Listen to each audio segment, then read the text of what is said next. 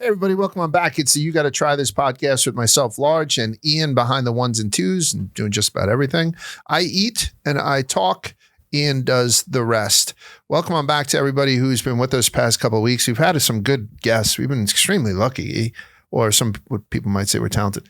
John Taffer, a lot of his clips took off. And a lot of the stuff that people were talking about were how much they disagreed with him. And it doesn't matter. You disagree, you agree with us. It's all engagement. I think like causing conversations and whatnot is basically why we do this. So thank you, Taffer, for taking the time. And then Cowboy Kent Rollins had come in. I didn't realize how big of a guy he was, both physically and on social media. He's a big dude. And I just had a lovely, lovely time with him. We're in Salt Tanks today. We're going to drop that interview inside of this episode. So for people who don't know about Salt Tanks, shame on you. It's the most popular sandwich in New York. There was a time here in New York where the Salt Tanks French dip was neck and neck with the cheesesteak from Bradley Cooper's place, Danny and Coop's. And Salt Tanks has surged ahead of that as being one of the more difficult and one of the more delicious sandwiches that you're going to have if you come here to New York City. So we were lucky enough to go down to Salt Tanks. We'd gotten the invite. We went back in the kitchen, spoke to the chefs, and then we went to the front of the house and we spoke to Hank, Salt Tank. Ian, I have one question for you. How was your first TikTok influencer event? It was delightful. Yeah. I think I was correct in saying that you were the oldest person there by at least 5 to 10 years. I think you're being it's a rarity that you're being nice to me, but I think I was a double of most of the people there. And I'm very, very happy. So thank you to TikTok and Food Network to inviting us to the Food Network kitchens to celebrate the Discover list. I think the idea behind it is the Food Network and TikTok do these top 10 lists of rising stars in the foodie space and all these type of things. And a couple of those stars wound up on both lists. One of them was a gentleman from Salt Tank, Henry Laporte. So he was one of the guys that got to do some stuff there, along with some other guys who are up and comers inside the food scene. They put them all together with a variety of dishes. And Ian and I had spent the whole time where other people were paying attention. There are people who were paying attention to, the presentations and all that stuff. All we did was go from station to station and ate stuff. And where are we as far as that goes? That'll be out after this episode drops. If it's not out already, It will be out soon. Yeah. Every little bite, every little thing that Large tried at this event, they're all based on like TikTok viral dishes and stuff like that. So it was some pretty weird creations, pretty cool creations. Yeah. I can tell you though, if you're trying to take it easy at an event like that, don't go with Ian. Ian's like, oh, now you got to do this. I'm like, okay, you go. And believe me, there are a lot of people who maybe are listening to this on the way to a work job that makes them miserable and all that stuff. I apologize that you're miserable at your job. And it can't make it any better for me to say, is Ian going to make me do another oyster or anything? But it was a lovely, lovely event. I hope we can invite you to a bunch more of those. Honestly, I thank you so much for inviting us. Want to come back to a bunch of them. I don't necessarily have to ever be on a hot list at this point in my life, but it's nice to get some great food. I don't want to run down the dishes. Might do that after the thing drops, but I revolutionized the fountain game for larger parties. One of the reasons I had walked through the hallways today and I had two people from Barstool had stopped me saying how visible and how big the brand is getting. We know what we're doing here and I know the scale of it compared to some of the monster shows, but I'm very proud of what Ian and I had put together here. And the only reason that we get to do it is because people subscribe, people comment, people do all that stuff. So if you like and subscribe, particularly on our YouTube channel, it helps us out very much. Leave a 5-star review alongside a question, and we'll try to get to a question every episode unless I'm not feeling under the weather. Ian, do we have a question for today? Yes, and on top of YouTube, you could also leave your questions on Apple Podcasts and Spotify. Correct. Today's is from Spotify, Brad Brown 12. He's asking best food and alcoholic drink combo. That's all. And he's following the trend of people banging us for 2 questions in one. He also asked, what are the best places in New York to dine with a group of 10? I respect that. Brad Brown had said, you know what? I get one shot and they might not see it. So we bang this with 2 questions. It's fine with me. Best food and alcoholic drink combination for me. Like everyone talks about how Francis shit on champagne the other day. I'm not a champagne drinker myself either, but I will say champagne and fried chicken is a very good combination. Effervescence of champagne with the oiliness and, fried chicken kind of covers your mouth. To have champagne kind of wash everything down in between there usually works out very well. So champagne and fried chicken are elite, is an elite combination. But I got to be honest, an ice cold Bud Heavy and clams on the half shell on a boardwalk somewhere with just a little squeeze of lemon, maybe a little bit of heavy horseradish cocktail sauce, but raw clams and a bottle of Bud Heavy. I don't go to Bud Heavy a lot as my option, but for some reason, those 2 things go together like peas and carrots. I like red wine and vanilla ice cream, which a lot of people don't kind of get. I also enjoy a port or in and around dinner. So red wine and vanilla ice cream is a little bit of a weird one. So I'd have to say champagne and fried chicken. I'm not the first to say it. I've tried it a couple of times. I'm not a champagne head, but I do think they go very well together. But you give me so like I don't drink as much beer as I used to, but if I'm in a ballpark and I'm having a bag of salted peanuts or a salted pretzel at a ballpark or anything, I have to drink beer. Whenever I'm at Madison Square Garden, the tap beer in Madison Square Garden, for people who remember going to the Big East tournament, leaving work early, going to try to catch St. John's at the Big East tournament, drinking tap beer, you shit your brains out the next fucking day. They put Drano in that stuff. But tap beer at the Garden is just something that feels right to me. But I will say ice cold Budweiser and a freshly shucked clam with a tiny bit of cocktail sauce is an absolute elite combination. And you know what else creates a lot of elite combinations? I know I talk about it all the time, but Pepsi, right? Because Pepsi, I don't know, it just has that flavor that doesn't necessarily reset the decks, but it complements the flavors that you have. So I just recently did something called Mama Hen. And there's this little old woman at a counter in Teaneck, New Jersey, and she's making these chicken and chive dumplings. She'd make like a bamboo tray of them, go in the back, fry them up, and then bring them out. It was beautiful. I wish I could have got her on tape. I did ask her politely, and she said, broken English, no camera. I said, okay, no problem. I didn't mean it. And we wound up reviewing the place, and it was very good. But they happen to serve Pepsi there too. Pepsi and chicken and chive dumplings. It just makes food taste better. And enhances flavor to food, helps make it pop. It's become a staple for me. Whenever I see it in a restaurant, it's an instant order. And I think it does do well pairing with other foods. So good food deserves Pepsi. Give it a try whenever you go to your restaurant or even a bodega. And I don't think you're going to be disappointed. Hold on one second. I'm going to take a quick sip because as I'm pouring this, I start to salivate a little bit. It makes it tough to talk. So that's my first pairing for this gentleman. What's his name again? Brad Brown. Yeah, Brad Brown. So combinations of food. I gave you those. The second part was what? Best place to eat in New York with a group of 10. Okay. I like large format cooking. It sounds stupid, right? Because my nickname. What was it? Mylino over in Gramercy Park. I don't know if Mylino is still open, but Mylino actually means in Italian a suckling pig, and they bring out like a suckling pig, and you can have a bunch of people around eating it, and the pigs can get bigger depending on what places you go to in New York City. But I always find that large format cooking is something that has attracted me. What the hell was the name of the restaurant we used to go to? It was an open kitchen, and they had a giant cast iron, like a comically giant cast iron pan that they would fry chicken in and do a large format fried chicken dinner. I'll have to find out where the hell that is, but it was wonderful. I will tell you, there's a phenomenon that I haven't really seen outside the tri-state area, but I'm sure it's everywhere, and they're called beefsteak dinners. Beefsteak dinners.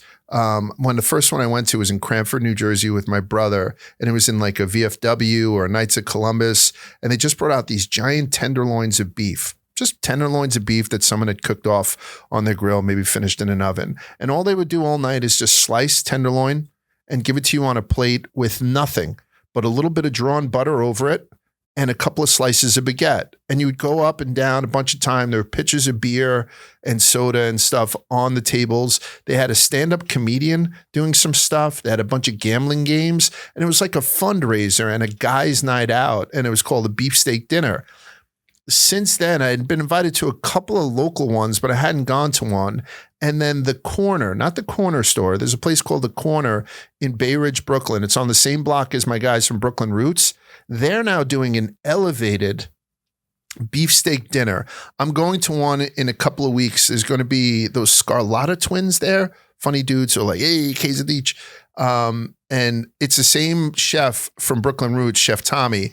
And if I show you the menu, it's a carnivore's paradise. So I will come back, Brad. I will come back, Brad, and I will tell you exactly how that is.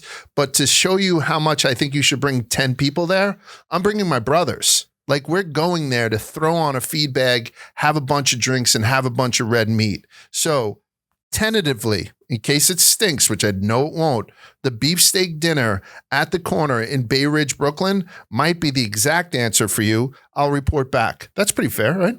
Pretty good. That's not a bad answer for a question, right? And I slipped in my little Pepsi thing, which I love. So thank you very much for the question, Brad. And let's get to the rest of the episode. The beefsteak's going to be good. I'm looking forward to it. He sent me Jelly, the bartender from Brooklyn Roots, had sent me the menu. He's like, you have any interest in doing this? I was like, do I have any interest? I will skip my daughter's fucking graduation for that thing. So we'll see how that works out. Excuse me. A bunch of things that had happened this week, which haven't happened in weeks prior, is that Ian is now pulling stuff out of the internet that's kind of viral in and around with food and sending to me. And I've been reacting to it. I think it's been kind of cool. So do you have anything that jumps out at you, Ian? I do have the thing ahead of me. You sent me one of those files. Do you want to start with Barstool stuff? Yeah, might as well. Because within the Barstool world, there's no better person to be weighing in on food debates, food anything than you. I think so. I mean, yeah, I'm up there. Yep. So first off, and this was a little bit, now that this episode's coming out, Monday? I guess this is a little bit in the past, but there was a pizza ordering mishap for a bunch of dudes watching college basketball in the Chicago office. Huh? What? Is it not enough? Is that what you want? I just paid $60 for this. You didn't expense? You're not expensive? Can I do that? Yeah, of course. I thought you've done this before. So what? What's wrong with it? Well, What? 1, 2, 3, 4, 5, 6. Pizza too.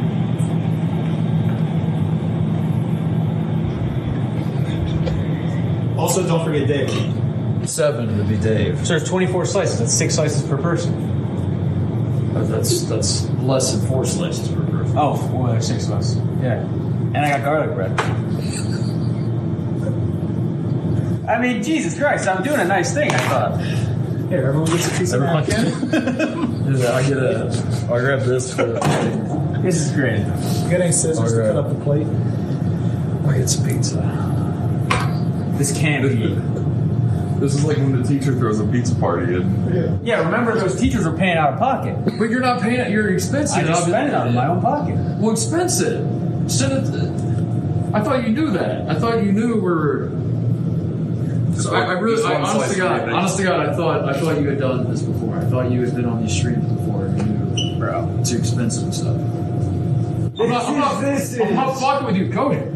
This is what we do. Hey, as long as you're having fun. I don't want any pizza. Cody, I'm not fucking with you. If I was home by myself watching ball and I wanted for myself pizza, I would order this for myself. And I'm not a large of a man, but I could probably put that down myself. All right, dig in, everybody. So I don't want any pizza. I just have my 1 slice. So there's. I'll have. That's a little bit. You know what? Such an asshole. I'll take my 1 slice as well. I'll leave the rest for you guys. Oh my god. Cody, good dude, producer, was tasked with ordering pizza for the fellas. Okay. So he, in his words, ordered pizza. Oh. A singular pizza. Oh, that stinks. For 7 dudes. Oh, 7 guys But wait, watching a game and he ordered 1 pizza for all 7? but he also got a thing of garlic bread. Oh, he did. Cody, I know. He's actually a very nice guy.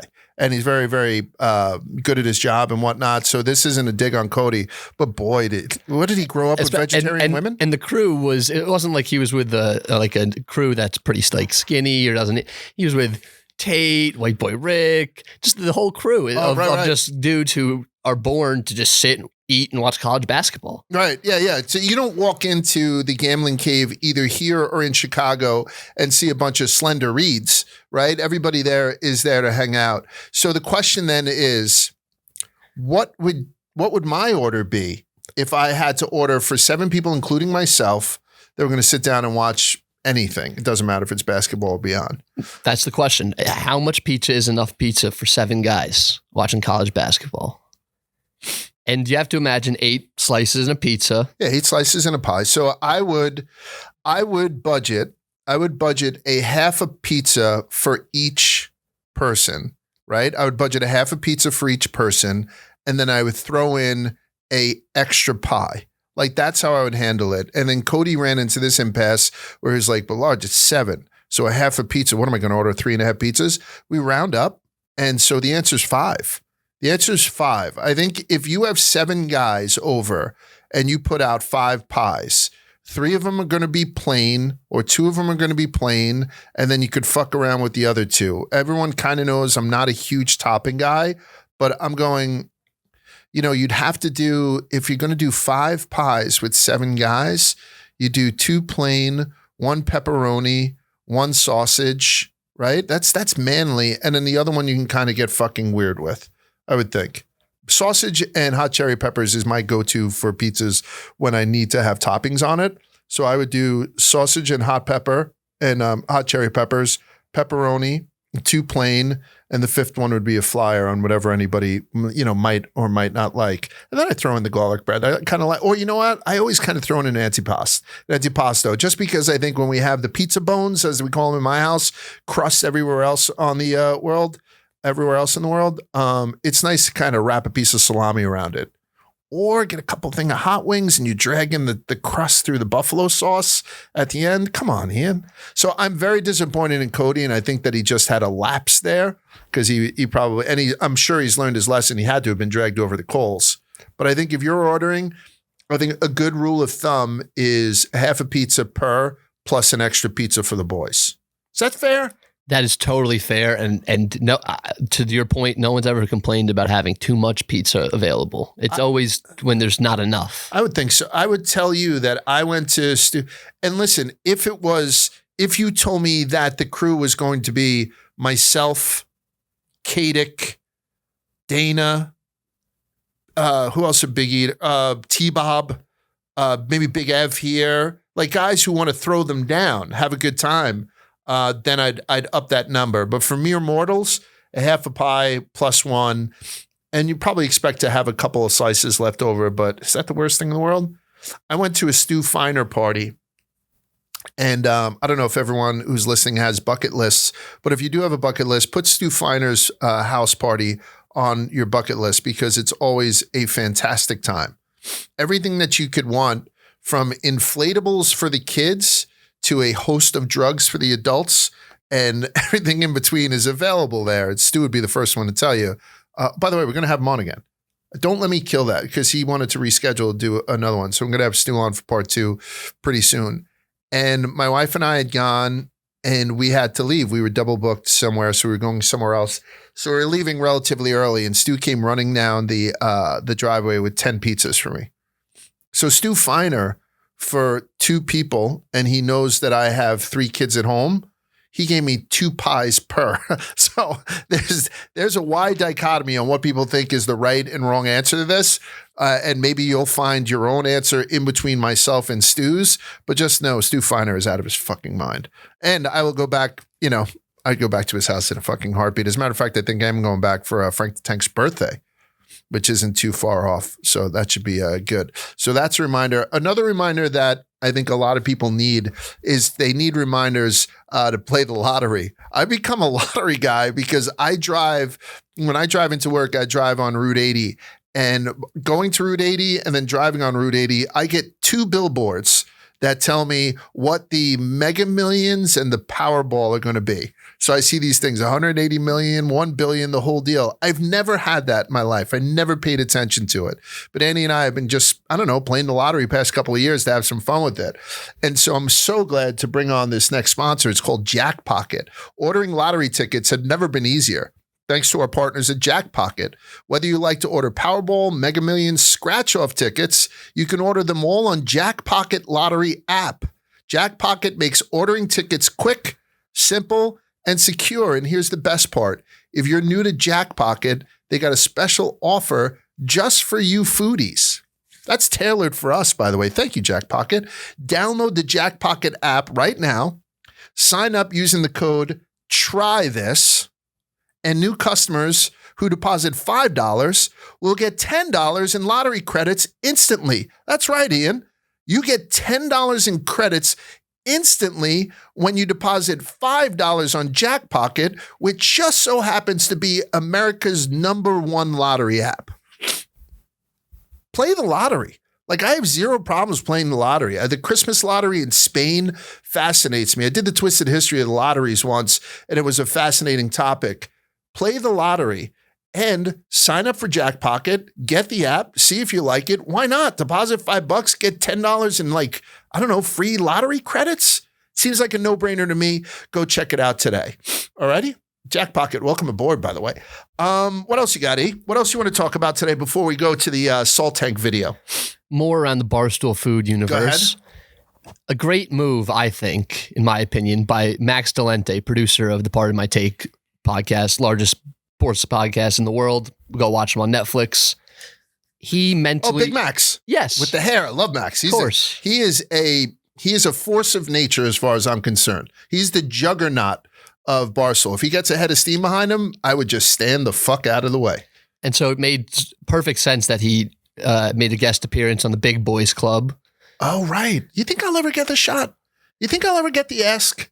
I don't know. I mean... Who is it, Dana? It's Dana, Kadick, T-Bob, and Ella. Oh, and Ella. Okay. Yeah, I don't know Ella that well, but she seems like a nice girl. I met her at the beach house. Seems like a sweetheart of a girl. But Kadick and T-Bob and I are pretty tight, and I love Dana. You think I'd get the look? Oh, next time I'm out there, I think I might ask. I might ask to go on that show. Is that cheeky? I mean, you are one of the bigger boys here, so it would make sense. They're going to talk about food. I mean, I've crushed a lot of food in my life. Go ahead. I'm sorry. Go ahead. But this move, which I've done before, so I'm glad that it's out in the world now for other people to utilize. It's when you're craving delivery and you want maybe some guilty meal. Maybe you're loading up some Taco Bell, maybe some McDonald's up in your Uber Eats app, and then you just close out of the app before clicking order. You just build the cart exactly how you like it, customize everything the way you like it, just look at it, get that satisfaction of this is what I would order, and then just put the phone down. And it's helped him lose some weight, I think. I do something at night that Kadick, we've also talked about, is that I will be laying in bed and it's like my fiance is already asleep. I'm like scrolling TikTok. I'm like, fuck, I'm hungry. And I'm like, I'm not going to order anything. Yep. Mostly because my fiance is right next to me and she would be disgusted with me. Yep. But I will open the apps, put together an order like up until the checkout and be like, if I was to eat something right now, this is what it would be. We've all been there, and it feels good. If it works for Max, then I think I'm very happy. And I think we're doomed as a society. And I got to be honest, I've done this. So I've done this. And the only time that I normally Uber Eats something, I just became an Uber One person finally. Thanks for reminding me at the end of February, which you said you were going to do, and I never did, and now I didn't spend my Uber Eats credits. Every now and again when I'm on the road, that's when I use Uber Eats quite a bit. And if I go to bigger cities, it's awesome. I mean, like you kind of get stuff at off hours, you don't have to travel and whatnot. Otherwise, I tend to like to sit down in restaurants, as you guys may or may not know, because I do 2 restaurants a week for reviews. And I've done similar to what Max has done. I've gone in and I've been chemically a little bit affected when I'm back in my room. It's my business. And I've ordered stuff from like, I don't know, Rico Benes in Chicago. And I'm like, yeah, I'll throw in the cupo spaghetti. They give you a little styrofoam cup filled with spaghetti with some marinara sauce on it, which I think is beautiful. And then before I hit go, Rico Benes isn't a good example because I think they have another service. Before I hit go, I'm like, do I really need this? And sometimes I'll come to my senses and walk away. But it's just putting it down on paper. With maybe this is what Max is experiencing. Putting it down on paper and seeing just how fucking disgusting I am, right? Because it's 10 o'clock at night. I didn't do a ton physically that day. And right before I go to bed, because it's going to take 40 minutes to come there, so I'm going to go to bed sometime not too long after that, I am going to put down, I think my soft spot sometimes is Burger King. I think the Whopper is the best of the fast food burgers, and I know that's not a popular opinion. I'll all of a sudden look, I'll be like, who the fuck is ordering this chicken sandwich Whopper? Like, I will put in a death row meal when I'm in a hotel, and I won't hit send, and I'll consider that a personal victory. So I'm there with him a little bit. Right? I don't know if it's that he's putting it all on paper and being disgusted by it, or is it just the need to build a cart and just the feeling of this is what I want to order right now. This is what I want to eat right now, but I know it's bad for me. I don't know what the equivalent is, and I don't claim to be inside the head of Max Dolente. That's just popped into my head. His last name's Dolente. Because it's sort of like, I don't know, watching porn without beating up. I don't know. I think that's actually perfect. Isn't it? Like it's weird. It's like ordering a limo, but then canceling it and walking to work, which is healthy. Like, you know what I mean? Like going from one extreme to the other. I would love to see Max's cart. Like I do. We have to have Max on the show. Absolutely. Why the fuck haven't we had Max on the show? Out in Chicago. That's true. Yeah. He's busy. He's always behind the camera working, doing stuff. That's true. He's busy. He's a busy cat. I like this topic. I think the more that I think about it, the more sensible it becomes, and probably the more healthy it becomes. But I also know that every now and again, if you don't take it out of your cart, if you leave it in your cart, it's there as the temptation that you could just go back and hit send on it the next night then. Maybe in like a moment of weakness. So the only thing I will say, because I've seen it happen to me on Uber Eats, is when you set up the cart, exit out. Just totally erase it, because otherwise that temptation is going to be hanging around, and that's no good for Max. Is Max getting married? No, Dana's about to get married, I believe, right? I think Dana's the one who's engaged, isn't he? Dana, I think, is about to get married? Yeah. I think so. Okay. Yeah, so I don't believe Dana's doing very well on his diet. He'd said he'd gained like 25 pounds since he's been out to Chicago. I'd seen it. Right. That. Yeah. All right. So that's Max. What else we got? Oh, by the way, you sent me this protein Doritos. You had sent me that the other day, that this is all about. So Ian's, is all about his gains or whatever it is, the protein. Is this something that interests you now? I mean, I love Doritos. Are you a big Dorito guy? The nacho cheese ones are like, they're my kryptonite. They can't be near me. Can't look at them. Or also just start pounding them. Well, let me ask you something. You say that. Are you against Cool Ranch or the sweet chili? I'm not against Cool Ranch. I'm probably against sweet chili. Okay. But I'm not the fan of either. I truly just stick to the nacho cheese. Then we are simpatico. Look at us. Look at us. How about that? Breaking down bridges. Same exact palate, you and I. I'm a Dorito because my daughter likes the sweet chili one. And Cool Ranch is fine. Like, they're all okay, but I think nothing fucks with the best. So they're going to do the protein ones, which are going to give us how many grams of protein or some shit like that? Each 1 ounce will have 10 grams of protein. Each 1 ounce serving. So I think 1 ounce serving is probably a lot for chips because they're so light. And you get 10 grams of protein. I don't. I'm a little weary of how they're getting the protein in there. So am I. Like I don't know about that. Or how accurate that is. I know the FDA doesn't actually have to like approve how much protein you're saying. Everyone's like, if you see a certain amount of protein on something that doesn't usually have protein in it, probably really isn't protein. Yeah. So but I'm skeptical on this. I don't have a market for this. I'd feel a little bit better buying these over the other ones though, if I have the choice. I guess. You know what? I just hope they don't when- taste like shit. When they come out, they can't. Like, that's the whole deal because it's all about the dust. Whatever dust they put on it, who cares what they do in the base of the chip? I mean, well, we don't know what's in there. It's maybe 10% spider legs. We don't know. But if they were to bump up the protein in the chip, but keep that dust the same, that coating the same, maybe they have a big thing on their hands, particularly to what are you, Gen Z? Yeah, like the Gen Z people who are protein has become such a big thing with you idiots that I find it to be kind of laughable. Speaking of us idiots in Gen Z, that was actually my next story. Okay. Gen Z is not drinking anymore. And I'm curious to see what your thoughts on this. Gen Z drinks 87% less alcohol than prior generations. And there's obviously a number of reasons for why this might be: the legalization of weed, other things. But I think I'm going to put a stop to this narrative. I haven't stopped drinking. I'm still drinking. I'm Gen Z, and me and my friends, we drink.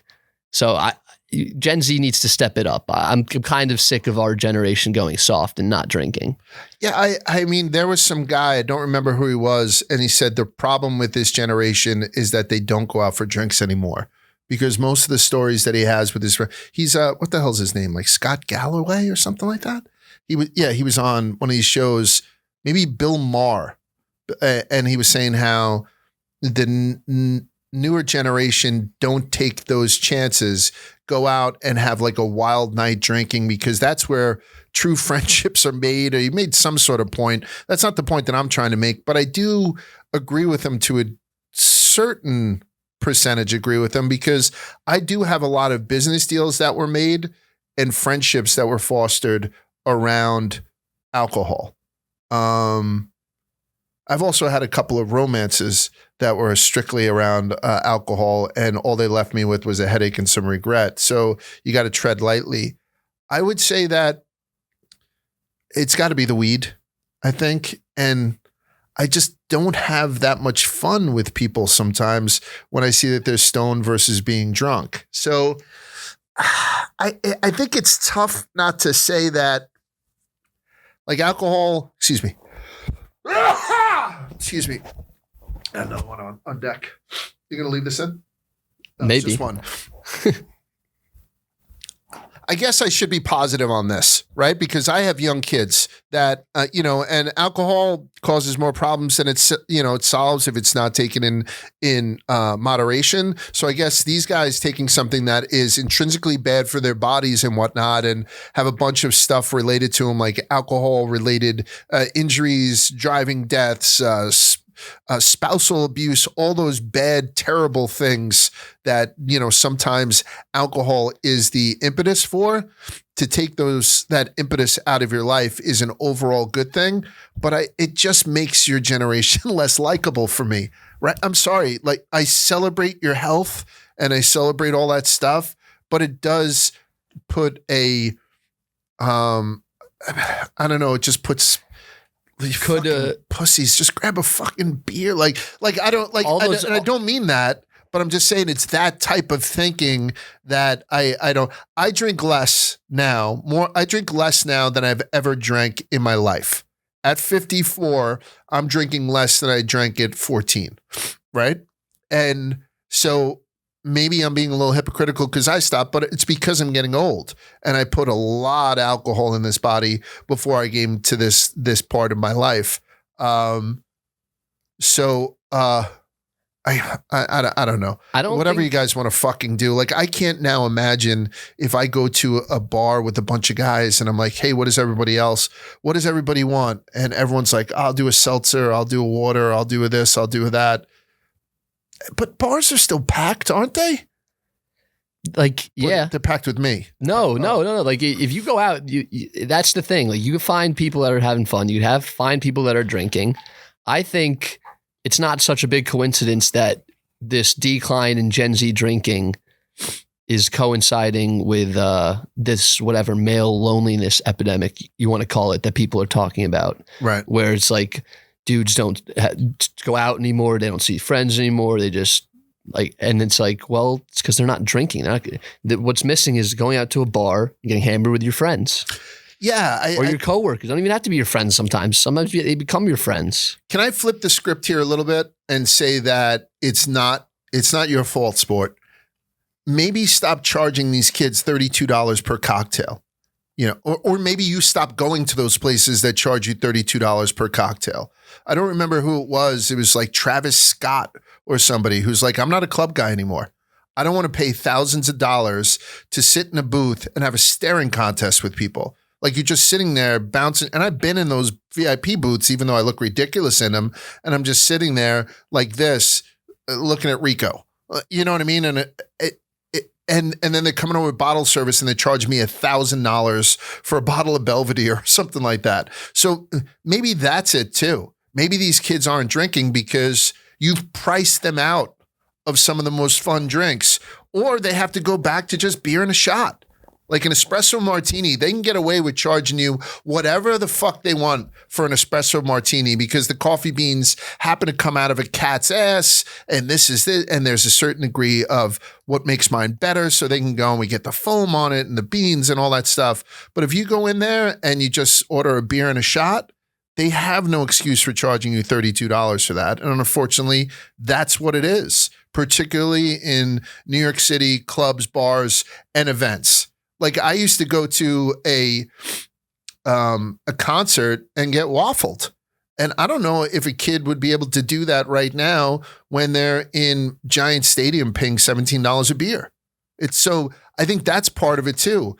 Particularly, how can a kid go out right now? I'm defending your generation. You're seeing this? I'm digging in. How can a kid go out who's making not a ton of money, paying an exorbitant amount of rent to be in what they consider the most fun city around, right? New York City. How can you expect him to consistently go to bars and pay multiple hundreds of dollars a night to drink and just buy a couple of drinks for a girl or a guy, buy a couple of rounds for the boys, then get them back and a couple of buybacks. But you're looking at, $200-300 a night. I see it with my son versus them having a pen in their pocket, hitting the pen, then going inside to the bar and just ordering a couple of seltzers that night and hanging out. It's a different high and a different time. But I don't know if you guys know the nuance and the difference to that. Like I know how I am when I'm drunk versus being high. When I'm drunk, I want to laugh and fight and do all that stuff. When I'm high, I want to think about, what am I doing as a person? Like, you know what I mean? Which causes interesting conversations, but it doesn't cause me to make bad decisions at a dartboard. Is that a good excuse for you guys? Like, yeah. Hit the pen. Ooh, I'm a little woozy. Some of the girls are too. Let's kind of do this with. What the fuck did I just do with my fingers here? I don't know what the hell that is. Versus going in there and paying $300 for, mediocre drinks. There's definitely not that many people hitting the pen and then going into the bar. They're probably hitting the pen and then leaving the bar. Oh, is that it? Yeah. Because you don't trust yourself inside of it? Once you hit the pen, that's usually for most people, that's like, all right, I'm done drinking for tonight. I'm going to go home, be with my own thoughts. Or it's like, I'm done hanging out. I just want to be alone. I'm going home. And I'm not, this hasn't turned into a cannabis podcast, but I'm going to have somebody on. I'm going to have somebody on who explains to me because I know the difference between sativa and indica. Indica meaning in the couch where you get like a little bit, relax versus sativa. But I think if there was a more social strain of weed, the alcohol game is done. And then to add on top of that, so Gen Z, they are trying to be more healthy in general. Although, Max is fantasy ordering on fucking. Is he Gen Z? I don't know. I think everybody younger than me is Gen Z. So they're being a little bit healthier. They're being priced out of drinking at the places that, normally they would drink. And the weed has become legal and stuff. Also, what about all these drinks now that do have THC in them? Those are no longer alcohol-based drinks, so they fall in a different category. I've never seen one in a bar. I've never been offered like Willie Nelson's got like a new thing out where it's THC infused. I would try that because it's got Willie Nelson's name on it. For some reason, I think he's probably the most recognizable pothead in the world. But I would try the Willie Nelson thing in a heartbeat. So maybe that's it too. Like you can do infused drinks and shit like that. What else we got? I'm done talking about your fucking generation. I think we could get to Salt Hanks. Okay, so this is the deal with Salt Tanks again. If you go downtown into the West Village, it's one of the most, I won't say iconic, but it's a very cool block. Ian and I went down there and Ian's like, holy shit, there's John's Pizza, there's FICO's. It's a very cool part of town to be in with very high rents and all that stuff. So I know people will be complaining about the price of the sandwich. It is what it is. And it's, you know what? I'm going to let him tell the story because he tells a lot better than me. Without further ado, Henry Laporte, you know him as Salt Tank, and it's me and him, and you got to try this. Let's go to it. All right, so we're in Salt Tanks. If you don't know what Salt Tanks is, you don't own a phone. It's one of the toughest places to get into and certainly one of the toughest sandwiches to get. And who do you have to blame for it? This gentleman right next to me, Henry Laporte, also known as Salt Tank, and he opened up this place. Let me ask you something right off the bat. This is a great block that you're on. Yeah, this is an iconic block in the West Village. Do your neighbors hate you because you clutter this place with guys who look just like me waiting outside by the dozens every day? I thought they were going to. I honestly was scared I was going to get my knees broken by the dudes at FICO's down the street. Yeah, I thought they were going to come with a baseball bat and beat the shit out of me, but thank God they fucking didn't. We started our first month by just handing out free sandwiches to all our neighbors. Smart. Luckily, even before that, it's just the most grateful and happy and welcoming community I've ever been a part of in my entire life. It's like the Bleecker Street restaurant scene. Talk to me a little bit about that because I'm excited. Whenever I speak to restaurant owners and people who are trying to open up businesses in New York City in particular, where I was born and raised, they have a lot of complaints. Mm-hmm. How has your experience been having a successful business? And I think that's the difference. Sometimes if you're hanging on by the balls of your ass, it doesn't work out for you. But having a successful business here in New York City, how difficult or beautiful is that? Well, I think that, with a certain amount of what you mentioned, exposure comes obviously a certain amount of people that are going to fucking hate you. Sure. No matter what. Yeah. So we have psychopaths that just throw food at the people standing in line. They're like, you guys are going to get shut down. You're not following codes. We're totally compliant. By the way, for anybody watching this video, our line is fully in the standards of what a line should be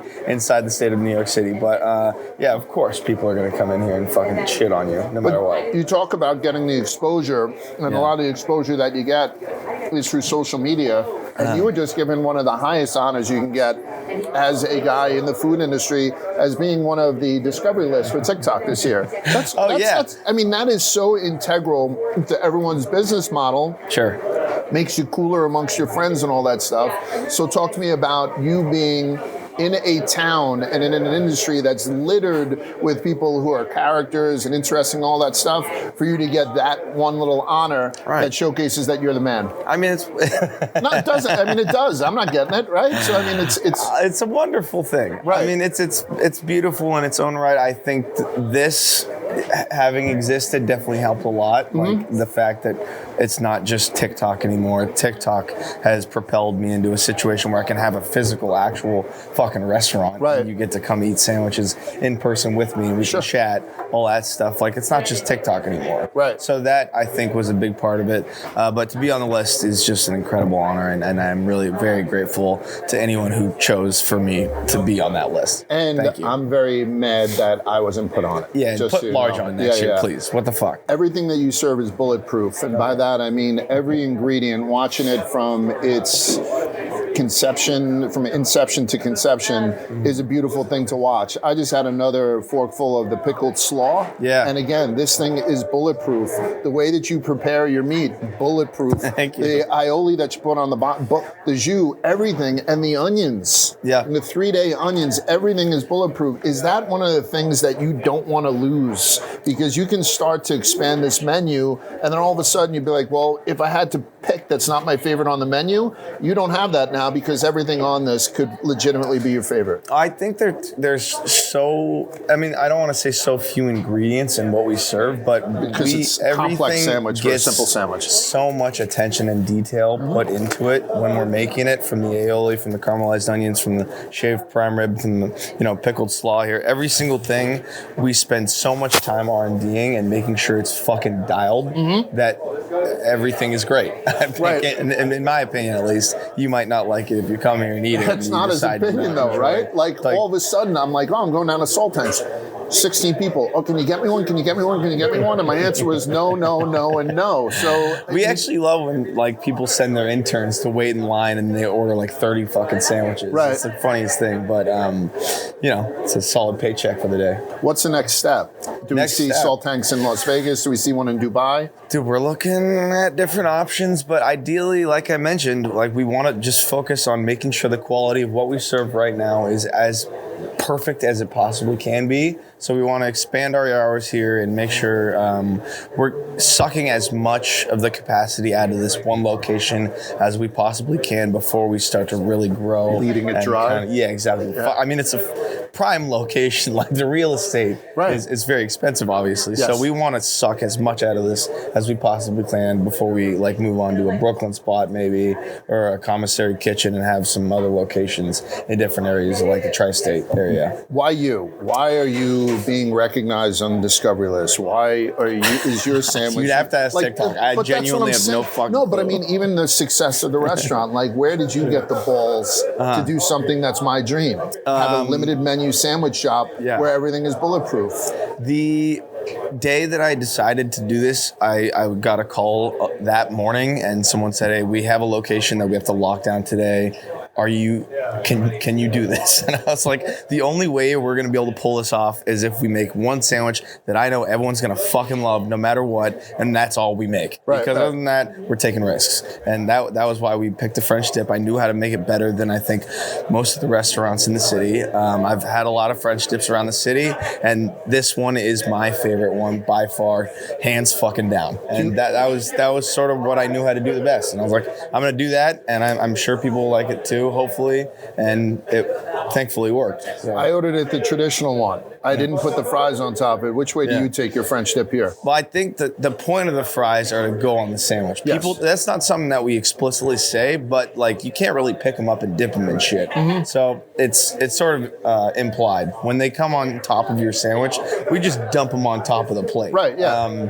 So the idea is that you get the sandwich, you dunk it in the au jus, and then you dunk that in like a pile of fries. They'll stick to the sandwich, and then it goes in your mouth. And that's kind of the whole concept of the fries being so skinny. They're matchsticks. They're not even fucking fries. Yeah. They're literally just potato sticks. Right, So, and it's a little bit of texture, though, too. yeah, exactly. It's always crunchy. They're never going to get like soggy and mushy and gross. They're always going to be crunchy and adds a great texture to the sandwich itself. Where'd you learn to cook? I learned when I was a kid from my grandma, my parents, people that were online doing a lot of like food media stuff. So like Food Network and then fucking YouTube, obviously, when that came out. I spent all day, every day just watching food videos on YouTube. So is the idea of going to culinary school and all that, is that idea dead? I think now it wouldn't have been dead, because when I was wanting to do what I originally wanted to do was do food media. I wanted to work in food media, and half of what they teach you in culinary school is how to run a restaurant, which I was like, I'm never gonna fucking do that. Now I'm here. Yeah. So it would have been useful if I had thought that this was going to happen at some point in my life. I didn't at the time, but when I was like touring different culinary schools, maybe I should have thought about a little bit more, maybe the prospect of why. Do you sell this by the gallon? No, we don't, but we're going to start cording it up and selling it very soon. So look forward to that. Can I get a refill on this? Hey, you want some? That? No, my problem. I'll send you some right As a matter of now. fact, my problem is that when I was a kid, anytime we were sick, my mom would send me down to Brendan and Carr's to get some beef broth. And this is like that deep one that puts Brendan and Carr to shame. I just sent the guy, right, over to go get me some more of this. I'm telling you right now, I would drink this in the morning. It's incredible. First of all, it's healthy as fuck. Oh man! It's like you wake up. This is electrolytes. This is like my cup of Joe in the morning. Yeah. Like every single morning, I come in, I drink a bowl of this and like ball of beef, and I just put that inside of here, and that's like the perfect morning routine. Yeah. Honestly, so it's a labor of love too, though. Like the amount of effort that we put into the au jus, that's the first flavor that hits your mouth mouth, if you're actually dunking the sandwich correctly, of course, is like, that's going to be the most amount of any of the ingredients is the au jus. Yeah, you can see how much it's sucking up right there. But it's mirepoix that we saute for hours, and then you dunk a shitload of water, a ton of herbs, a bunch of bouillon, a bunch of other stuff, and then all the beef scraps that we get from deli slicing the meat, which is a ton, a shitload, gets dumped into that as well. Almost like the debris. Yeah, right? Like in exactly. All the shrapnel and all the stuff that just flies off we collect all that and reuse it to fortify the flavor of this au jus. So it's got a ton of really beefy, kind of just gamey flavor, but then it's got like the fresh mirepoix and the fresh herbs and all that, beefy, just juicy flavor, and it's the perfect fucking drink. It picks up everything. It really does. Yeah. I'm 275 pounds. How come you're not? I'm getting there, dude. Oh, you are? Okay. Yeah. I was in the gym this morning, like, what the fuck is the point of this? What am I even doing? Like, I'm going to go eat a 5,000 calorie sandwich today after this. Like, why am I even here? If you start your day with a bowl of beef and a bowl of broth, right? Just so you know, I should save some of my old belts for you. Let's talk a couple of questions. Okay. What's a Tim Duncan of foods for you? Like some people used to say, not enough people know about French dips before they started to take off. So you think about Tim Duncan, operated at a very high level for a very long time, but was never like the star. Okay. So I like to sometimes say the ice cream sandwich, when you go to the ice cream truck, doesn't get a lot of billing, but it's so fucking solid all the time. Is there just something simple that a guy like you has whenever you get the opportunity, or you just balls of beef and bowls of broth, which is very alliterative? So one of our new sandwiches that we're coming out with is something that people consider to be like this elite, really fucking beautiful, like decadent, special sandwich. But in reality, it's a ham and cheese sandwich. It's the Anthony Bourdain sandwich that's got the mortadella. The mortadella. That mortadella sandwich. That's like his favorite sandwich that he's ever had in his entire life. So that's something that we're going to drop very soon that people see as this like fancy fucking thing. In reality, it's a ham and cheese sandwich. So it's going to be mortadella on a flat top with the Dijon on, like that type of thing? Yeah. Oh, yeah. That's actually a fucking elite sandwich. It's also a great answer. Yeah. You own this place, and it's very, very successful. If you had to recommend to me, and we don't know each other that well, but I think we're becoming close friends. If you had to recommend one restaurant anywhere in the world, what restaurant would you recommend? Anywhere in the world. Anywhere in the world, or right here in New York City. My favorite restaurant, there's two.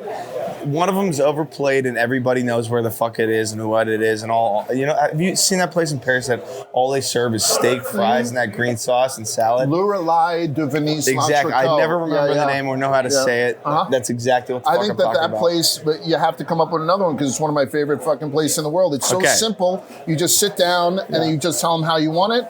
They keep half of your thing on a candle and then they bring it out with that free sauce. It's so sick, and they just keep serving you steak. We might start making out. Give me another one. I don't know why I'm putting his feet on fire.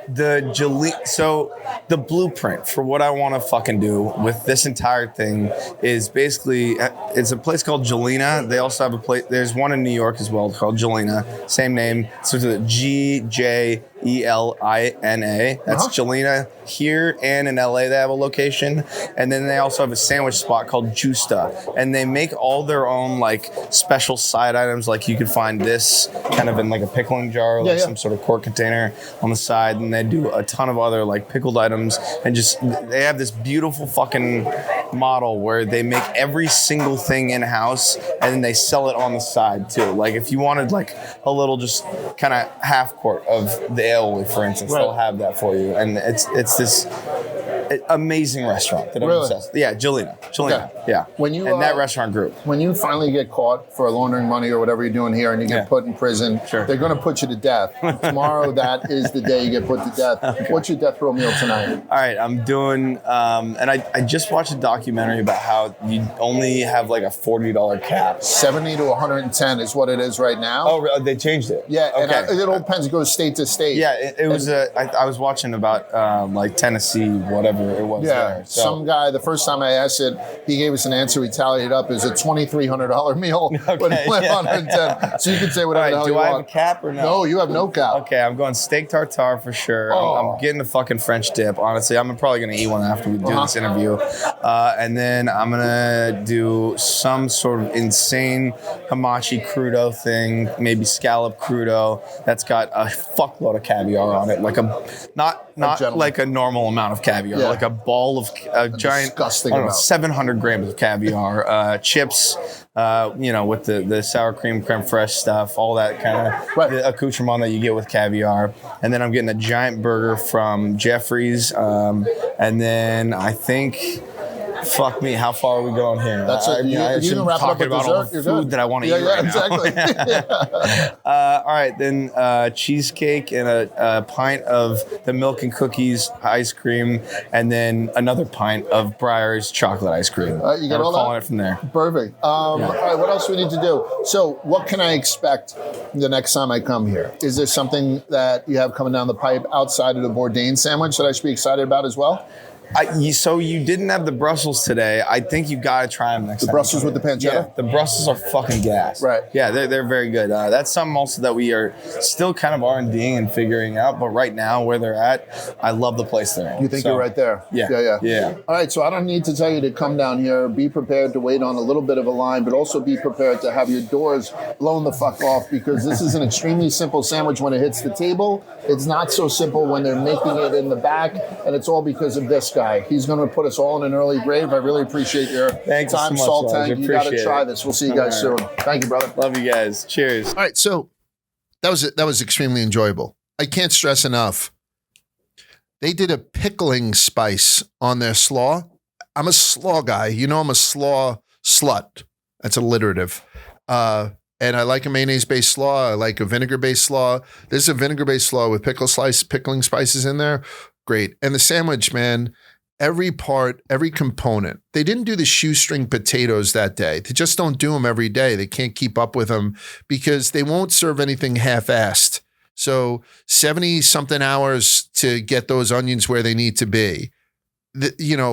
Making prime ribs is not something where you just pop one in the microwave and bring it out, slice it and put it in. There's a lot of love that goes in there and a lot of professionalism.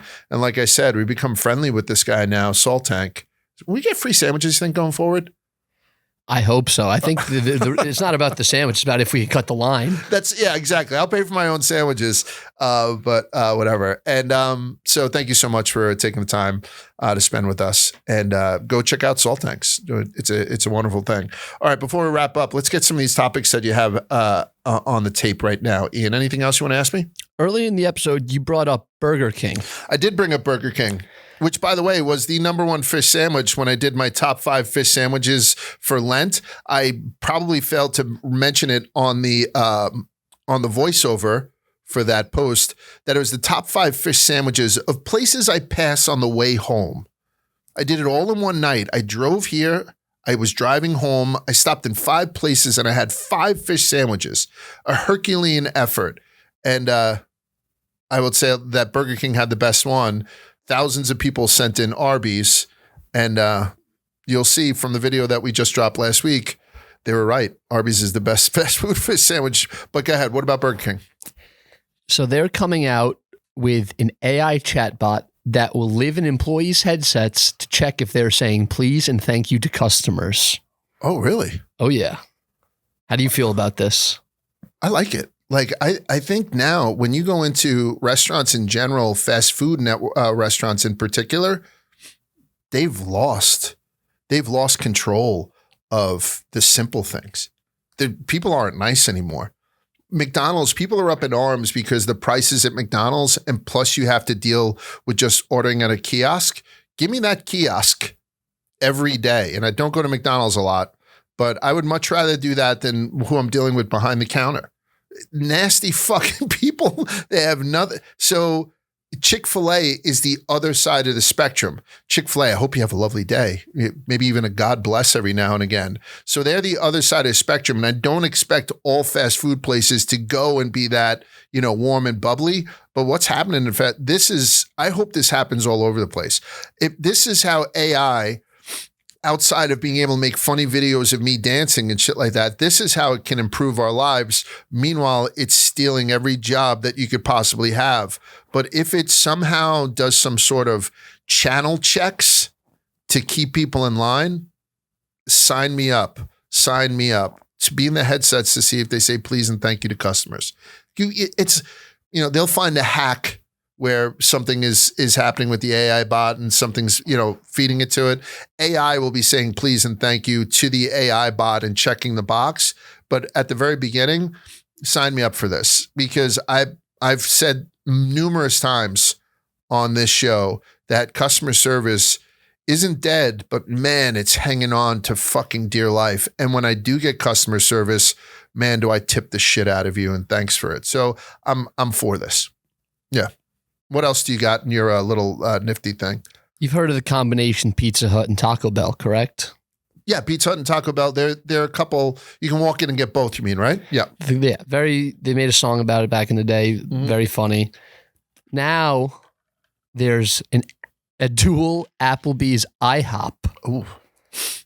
How do you think of those two fare against Pizza Hut and Taco Bell?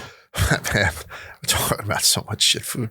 So I go to IHOP twice a year. Once a year, I go to it in Daytona every year because I like the blueberry syrup. I like the blueberry syrup at IHOP. So I go, I get a short stack and a side of sausage, big chocolate milk, cup of tea, and then I get the fuck out of there. But I do enjoy their blueberry syrup. I'd never go to Applebee's. Is Applebee's, I'm going to ask people, where does Applebee's land in that fast casual range? Like, I consider like a TGI Fridays to be like an Applebee's. Houlihan's, if they're still around, kind of had an Applebee's. I think maybe you even toss some of the ethnic like Olive Gardens, like that would be considered kind of in line. Chili's, but I'd consider Chili's a step above. Am I weird with that? I would say Chili's is like, it's like a half step above. Right. Okay. What's the steakhouse that I went to that I like? Texas Roadhouse. I enjoyed my Texas Roadhouse, but these are all. I think that's a half step above as well. I believe so. Yeah. I never considered Applebee's that half step above. So this doesn't appeal to me at all. Like, I don't know if I'll ever use this. And listen, Applebee's, if you want to change my mind, I'll go in there and I'll try every goddamn thing that you have. That's going to cost you though. And IHOP, this is great news for people who go to Applebee's and IHOP a lot. Like, I think this is great news. This news, I can tell you right now, there's a chance I walk into Burger King and somebody gets yelled at through a thing. You better fucking say thank you. And I'll live better because of that. There's a chance. What was the other thing? Oh, like the ordering pizza, like that. I'll have to do that and I'll live better. This thing will never affect me. It will never affect me. I probably, unless I get some sort of grand opening invite that's intriguing to me, I probably wouldn't do the Applebee's IHOP combo. There was a chance also that I could have been rage baiting you there. Okay, good. Because I can tell you right now, the last time I went to IHOP, I go twice a year, I told you. Once in Daytona, and I usually like break down. I'll try to do it again. IHOP has a full menu. Like, I used to think that it was just, but you go into IHOP and, I mean, I'm not getting the seafood Fra Diablo at IHOP, but it sort of like seems that these are cannibalizing each other on the dinner side, because IHOP tried to change its name jokingly to IHOB a couple of years ago, the International House of Burgers, because they were trying to push their burger line. So it seems like either they're giving up on doing stuff outside of breakfast, or they think that there's some sort, or they think that they're doing it as good as Applebee's, so they'd be able to like rob some of the Applebee's customers. But either way, I can't think of something I give less a shit about than fucking IHOP and Applebee's being in the same location. Yeah, I just thought the idea of that just might piss you off. No, I like the consolidation that we see with, maybe it's less bad restaurants. Yeah, exactly. There's one less restaurant to avoid, right? This isn't a private equity. Maybe it is a private equity thing, like a consolidation type thing. Probably is. Yeah, hopefully it works out for them. But if it doesn't, I simply do not care. And the last thing, to end on a good note, while we're talking about breakfast, yes, something that I saw on Twitter or X that it has to be. How is this the first time I'm hearing about this? Someone reinvented the waffle. Like the way people talk about reinvent, like how you're not going to reinvent the wheel. Sure.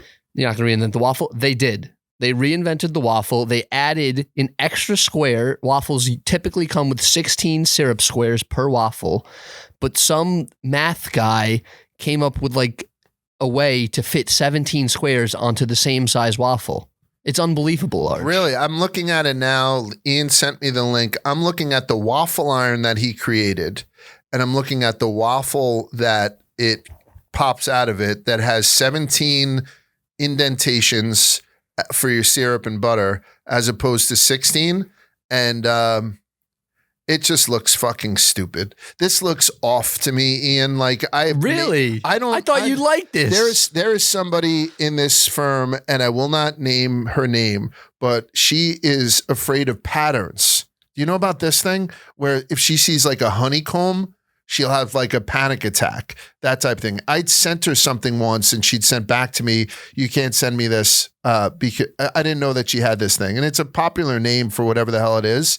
And this just looks off to me. Like this looks unnecessary. First of all, 16's enough. 16's enough. I'm glad that this person will have their time in the sun for a couple hours and perhaps they'll sell a bunch of waffle irons. I'm not buying one. This just looks like a poorly made waffle. I had a waffle last night. I was going to bed. I was playing Tomb Raider.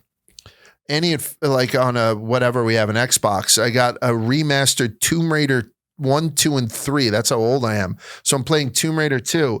I was going up to bed and he's like, oh, you want to have like some sort of dessert before bed? Threw a couple of waffles in the toaster, a couple of scoops of vanilla ice cream, this new Madagascar vanilla whipped cream that we buy from Uncle Giuseppe's, and a drizzle of chocolate syrup and some sprinkles. And it was delightful.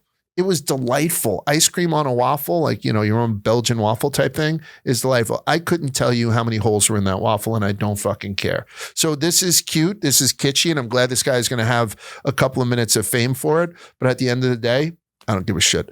Shout out John Bidwell. I like it. You added a fucking extra square to a waffle. That rocks. Is that the guy who did it? Yeah. Good luck. I honestly, like, I'm not shitting on it and you put it in front of me. I'm going to eat it, John Bidwell. But you can file this in the file of absolutely unnecessary. Has to be one of the fattest inventions of all time. Yeah. So 16 squares of syrup wasn't enough for him. He needed a 17th square of syrup. But look at what we're celebrating today. We're like, boo, people aren't drinking more alcohol, right? Yay, people are fantasizing about to-go orders. Applebee's and IHOP said, you know what? We both give you diarrhea. Let's put it in the same fucking, yay. So, you know, for all the diabetics out there, you want to fit an extra half ounce of fucking syrup in it? We got the math all worked out for you. So I don't know. It seems like it's a big theme on top of me telling you to go and have the best sandwich in New York City, which is going to set you back a little bit also. So that's it for this week for You Got to Try This. Thank you so much again for Salt Tanks for their hospitality. Thank you so much for Pepsi for staying on board. And I'm not joking, man. Try the lottery thing, right? I mean, I think that it's going to be one of those things that might work out pretty well for everybody. And that's it. Continue to leave likes and shares and subscribe. Leave a couple of questions in either YouTube or on Apple Podcasts, wherever you get your podcasts, and we'll try to answer them. And that's it for us. Do you have something to add before we leave? Big guest next week as well. What do we got next week? Are we allowed to say? Oh, the meat teacher, Mac Rourke. Yeah. So we have Mac Rourke coming up next week. The meat teacher. If you don't know who this guy is, he's huge on social, and he's a teacher. He's, I think, a high school teacher somewhere in New Jersey. So we're actually going to have him later on tonight for the following week. He had to, teach a full day, and then he's taking the train up to New York City to spend some time with us.